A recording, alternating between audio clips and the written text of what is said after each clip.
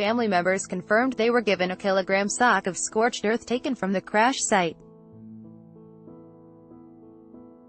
The victims of Ethiopian Airlines Flight 302 came from 35 countries and included many humanitarian workers headed to Nairobi. A mass funeral procession for some of the crash victims outside the Holy Trinity Cathedral in Addis Ababa on Sunday. Credit: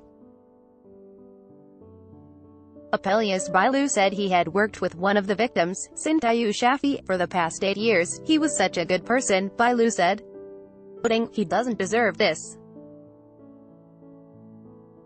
He was the pillar for his whole family." In Kenya, finding closure may take longer. Reverend George Kagesh Mukua hadn't seen his Kenyan family for a year ago when he boarded the plane.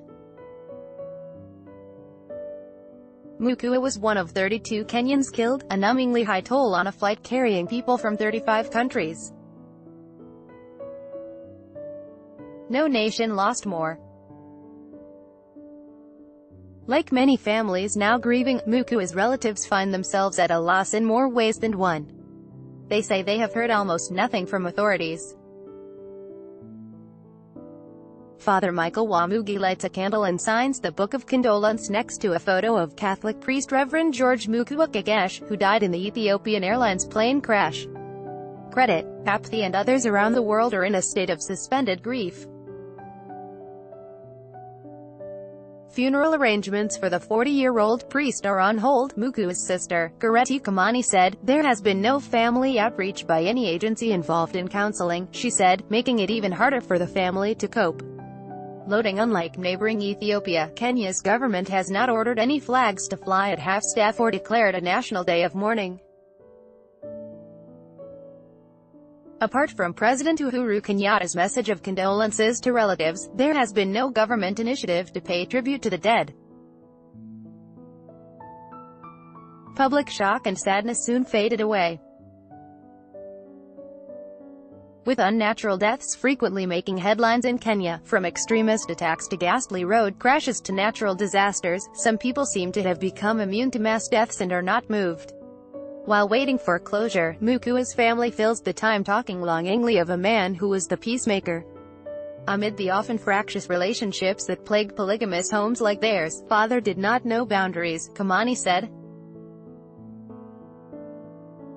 We are losing a friend, you know, a person who is not bothered about barriers. He will be reaching out to you, and he was our symbol of unity, but she couldn't help but ask, there are so many other flights. Why that one? Mukua had been returning home for his annual leave. He was posted to Rome for missionary work last year, much to his family's delight. Like many Kenyans with a loved one abroad, they had hoped the foreign posting would bring opportunities for siblings and other relatives. While the family remained in their village of tea farms not far outside Kenya's capital, Nairobi. Mukua had left for South Africa and spent 10 years training to become a priest.